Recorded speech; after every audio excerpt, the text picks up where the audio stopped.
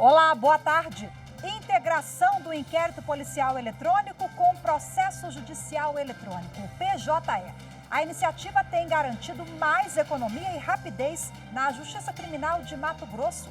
Bastam poucos cliques para que o inquérito policial eletrônico chegue ao magistrado e aos demais operadores do direito.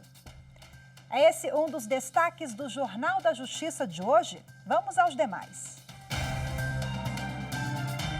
O plenário virtual do Supremo Tribunal Federal começa a julgar hoje ação que questiona a elaboração de dossiês sobre servidores públicos pelo Ministério da Justiça e Segurança Pública.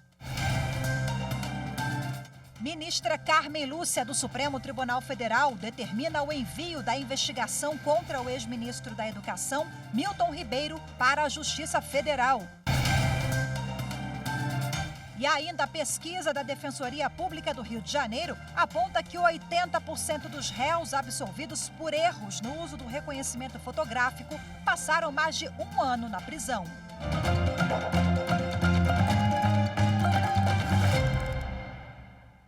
O plenário virtual do Supremo Tribunal Federal começa a julgar hoje uma ação que questiona a elaboração de dossiês sobre servidores públicos pelo Ministério da Justiça e Segurança Pública.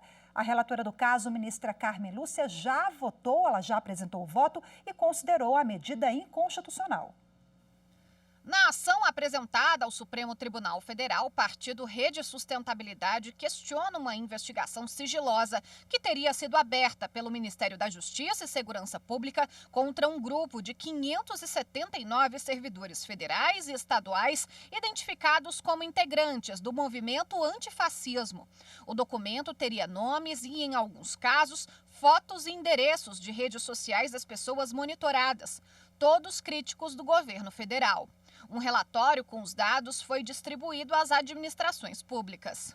A ministra Carmen Lúcia, em decisão provisória, suspendeu qualquer ato do Ministério da Justiça que tenha por objetivo produzir ou compartilhar informações sobre a vida, escolhas pessoais e políticas de integrantes do movimento antifascista. Para a ministra, todos têm direito de se expressar, se reunir e se associar dentro dos limites da legalidade.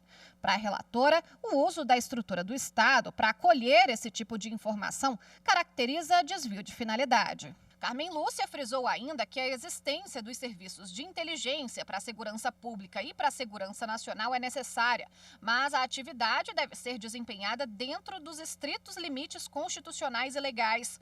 Ela considera que, caso isso não ocorra, em vez de defender o Estado, a sociedade e a própria democracia podem ser comprometidas.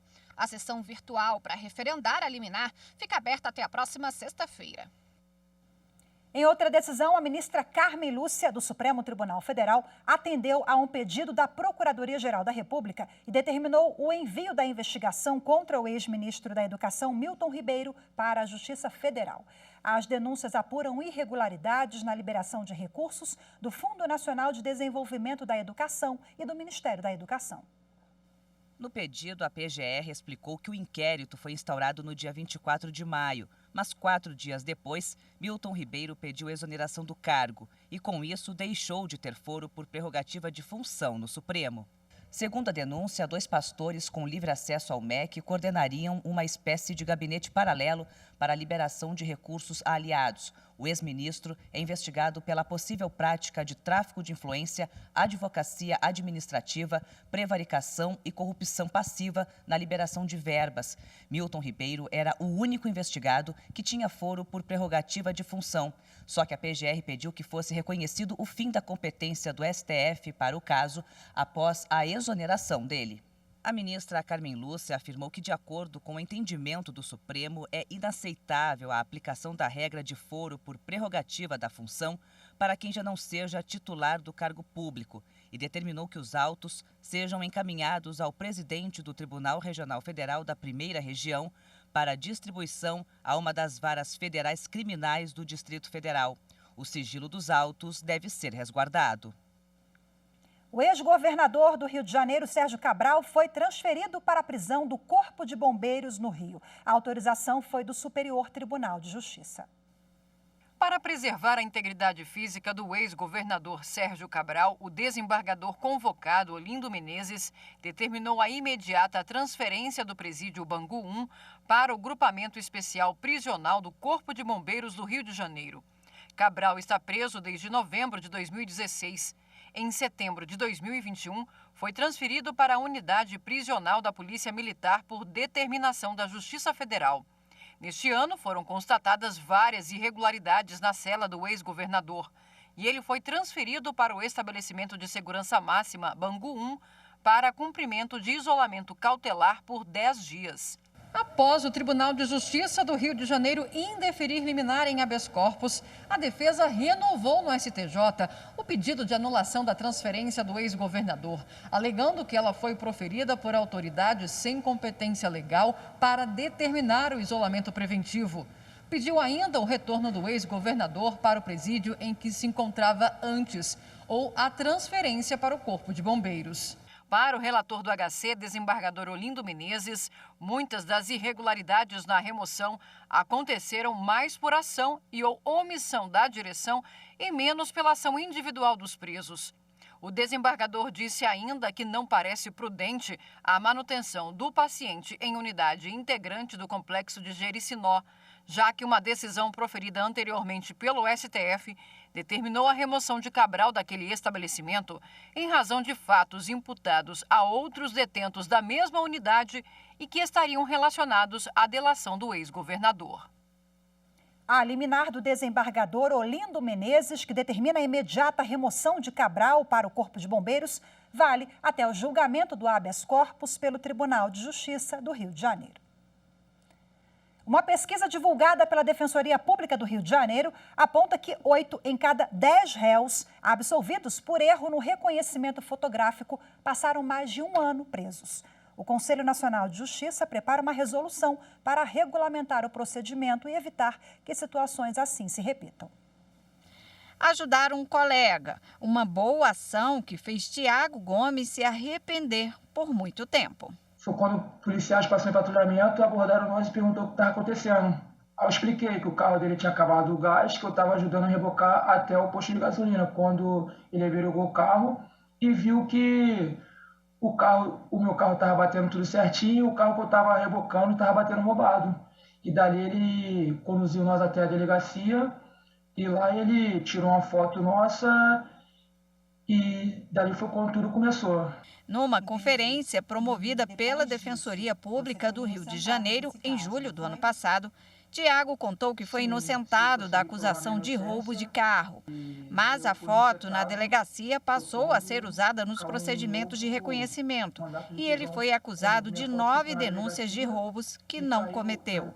O entregador, por aplicativo, passou 10 meses na cadeia, tempo suficiente para destruir a vida do jovem e de toda a família. Desde meus 18 anos de idade, sempre trabalhei, sempre corri atrás do meu, sem mexer nada de ninguém. Tenho 3 filhos, sempre sustentei meus filhos. E depois dessa prisão, minha vida estacionou. Não consigo mais emprego. Minha mãe foi demitida por causa que tinha que ficar me visitando. Então ela foi mandada embora do serviço dela. Em abril deste ano, a Justiça atendeu ao pedido da Defensoria Pública para excluir a foto de Tiago do cadastro de suspeitos da Delegacia de Nilópolis, no Rio de Janeiro. O reconhecimento fotográfico para identificar suspeitos de crimes tem provocado um debate no meio jurídico por causa da fragilidade da prova. O Superior Tribunal de Justiça entendeu que o mero reconhecimento do suspeito por foto não pode servir como única prova em ação penal. Esse também é o entendimento do Supremo Tribunal Federal. Mas em todo o país ainda há vários casos de prisões indevidas. Uma pesquisa da Defensoria Pública do Rio de Janeiro revelou que 80% dessas pessoas acusadas injustamente têm prisão preventiva decretada e levam, em média, 1 ano e 2 meses para provar a inocência. O levantamento foi realizado entre janeiro e junho de 2021 e analisou 242 processos de 32 comarcas do estado. Segundo a pesquisa, 96% dos acusados são homens e 63% negros. O Conselho Nacional de Justiça montou um grupo de trabalho com magistrados, procuradores, defensores públicos, professores, psicólogos, representantes da sociedade e das polícias civil e militar. Eles preparam uma resolução que deve ser votada até agosto pelo plenário do CNJ. O objetivo é regulamentar os procedimentos para que histórias como a de Tiago não se repitam nunca mais. O que eu passei lá dentro, que minha família passou junto comigo, só Deus mesmo e nós sabemos o que passamos. Veja a seguir, em Mato Grosso, a integração do inquérito policial eletrônico com o processo judicial eletrônico PJE resulta em mais economia e rapidez na justiça criminal. A gente volta já já.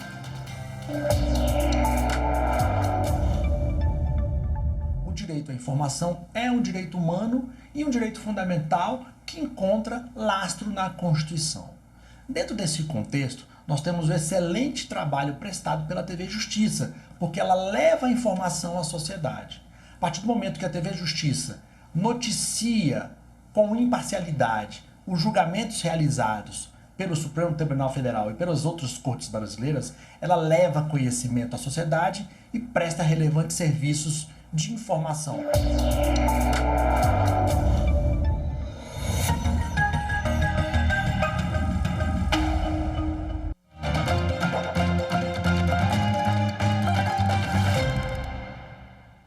A tecnologia tem garantido agilidade nos trabalhos da Polícia Civil e do Poder Judiciário de Mato Grosso. Isso graças à integração do inquérito policial eletrônico com o processo judicial eletrônico PJE. É muito mais economia e rapidez na justiça criminal. Um disparo. Um crime acontece. Área isolada. Provas coletadas. Documentos produzidos. Testemunhas, vítimas, suspeitos, arrolados. Perícia técnica realizada e muito a investigar. Essa é a rotina de investigadores, escrivães, delegados da Polícia Judiciária Civil. Aquela que a gente se acostuma a chamar de Polícia Civil. O trabalho deles é longo, árduo, exaustivo. Afinal de contas, elucidar um crime é algo sério. Há que se reunir provas, documentos, ouvir testemunhas envolvidos, isso tudo para formar um inquérito policial, que depois é apensado nos processos judiciais nas varas criminais. Antes, isso tudo era físico, no papel, mas graças à tecnologia, tudo isso virou dado computacional. Dados que formam um inquérito policial eletrônico. Antes, quando o inquérito era feito no papel, os volumes se acumulavam nas delegacias. Depois de encerrado, era encaminhado ao Ministério Público e dava início ao processo criminal na Justiça. E então, levado pela polícia, da delegacia ao fórum.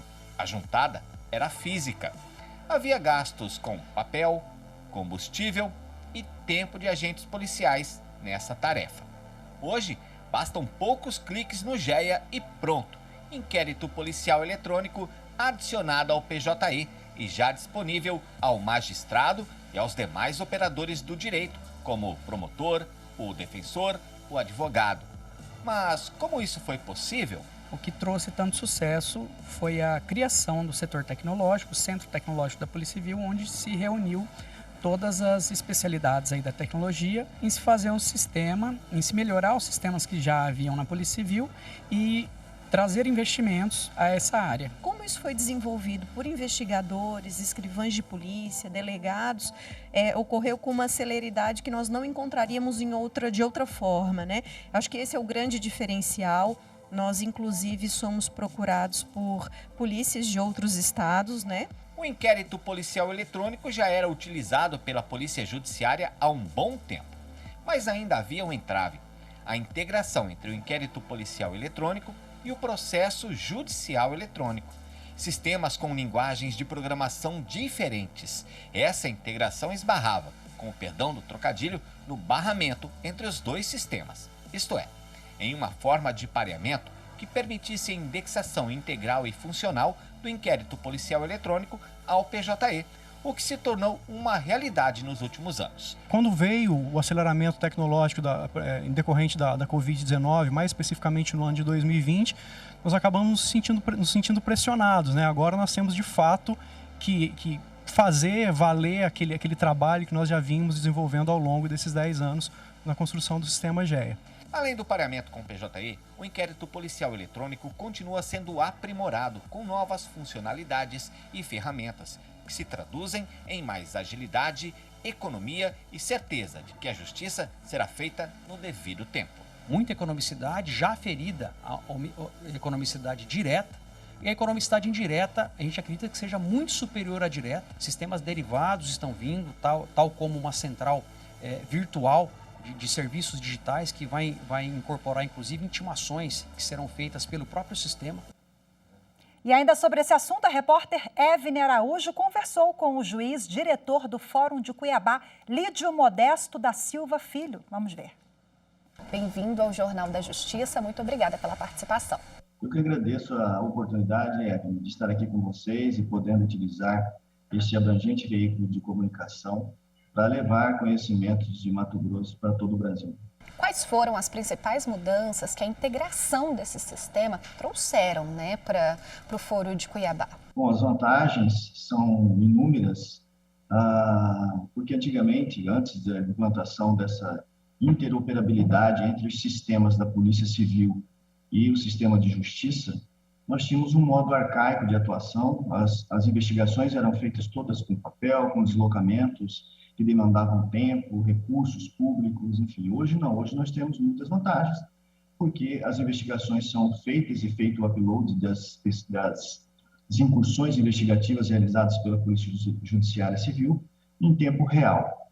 A Polícia Civil do Estado de Mato Grosso desenvolveu um conjunto de sistemas, dentre eles este do inquérito policial civil eletrônico, o conjunto de sistemas se chama Sistema GEA, e fez a interoperabilidade com o nosso processo judicial eletrônico, o PJE, o que viabiliza um processamento mais célere, ágil.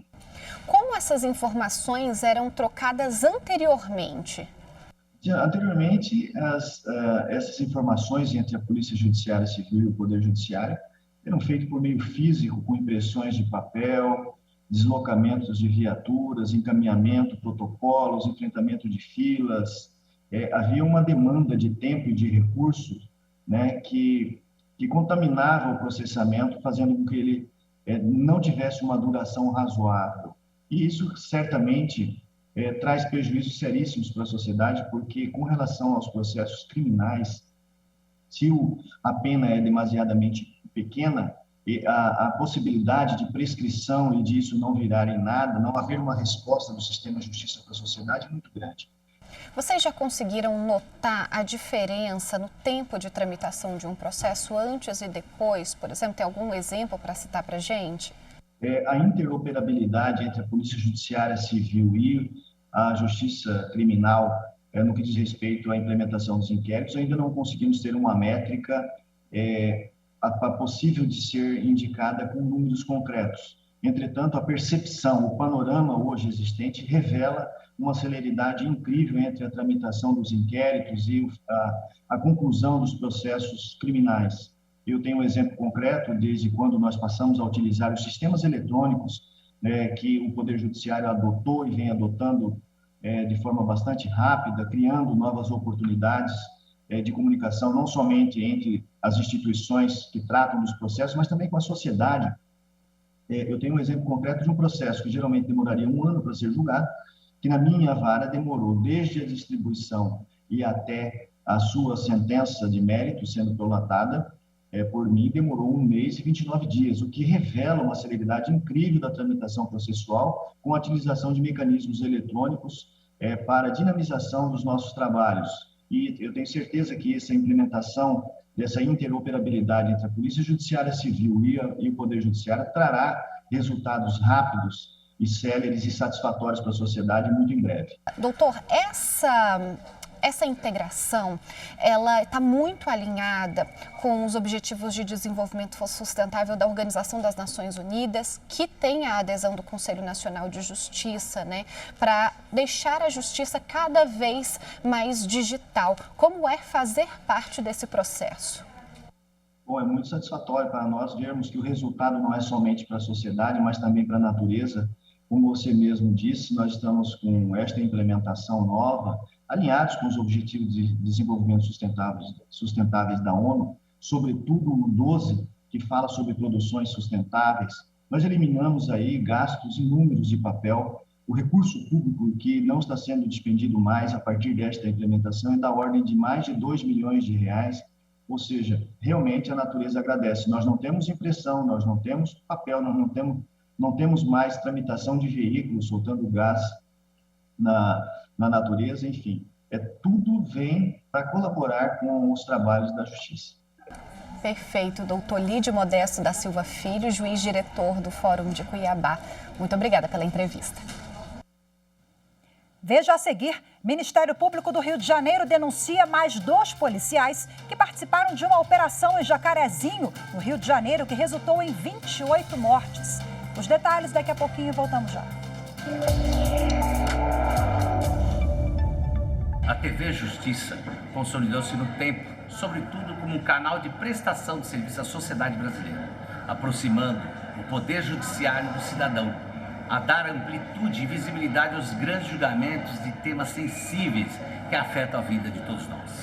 Ademais, a linha editorial e a extensa programação da TV Justiça notabiliza-se por interagir não só com a comunidade jurídica, mas também com o cidadão comum.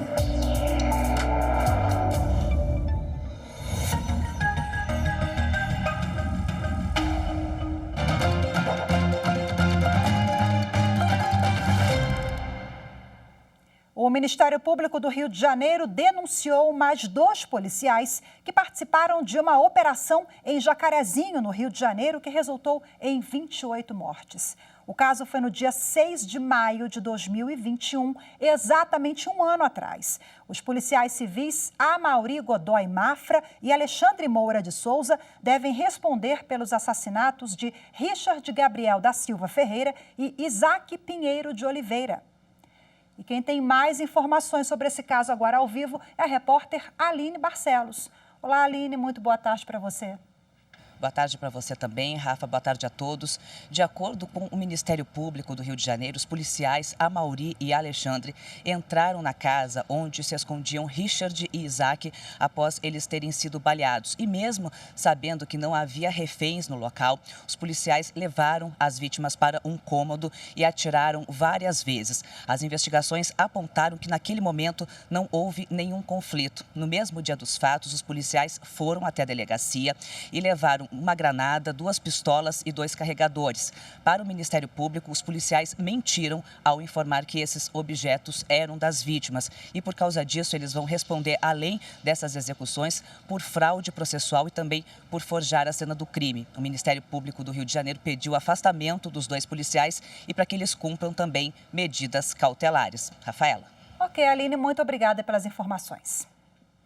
A Justiça Federal do Amapá condenou o réu Ronaldo Lima Silva, conhecido como Brabo, pelo assassinato de 2 militares franceses e por tentativas de homicídio contra outros 22 policiais. Os crimes aconteceram em junho de 2012, em meio a ações de combate ao garimpo ilegal na Guiana Francesa. O julgamento pelo Tribunal do Júri durou 17 horas. Ronaldo foi condenado a 130 anos de prisão em função da gravidade dos crimes. Ele vai continuar preso em regime fechado. A Polícia Militar, com o apoio da Polícia Federal, prendeu na noite desta quinta-feira, em Roraima, Boa Vista, Eliésio Monteiro Nery, de 62 anos, condenado pela participação no genocídio de indígenas Yanomami. Ele estava foragido. O crime ocorreu em 1993 e ficou conhecido como Massacre do Hashimu. O assassinato dos indígenas foi o primeiro crime a ser reconhecido como genocídio pela Justiça do Brasil. À época, garimpeiros ilegais mataram 12 indígenas, entre mulheres, crianças e idosos. No ano que vem, a TV Justiça completa 20 anos. Toda sexta-feira, o Jornal da Justiça vai trazer o depoimento de pessoas que participaram da nossa programação, que nos ajudaram a levar conhecimento até você. Como a advogada Renata Vilas Boas. E não é ano que vem, não. É neste ano que a TV Justiça completa 20 anos, viu? Vamos conferir o depoimento.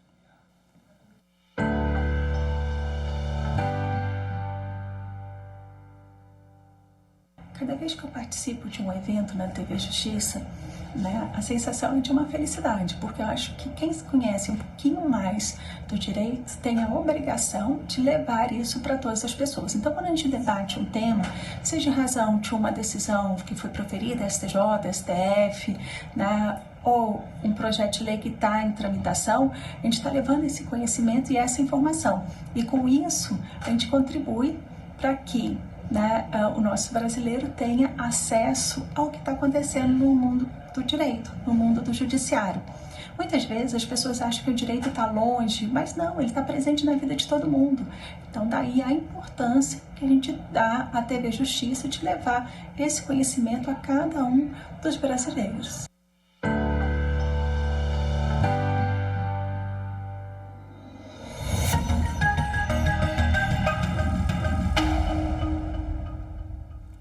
Anos de TV Justiça celebrados em agosto, está chegando.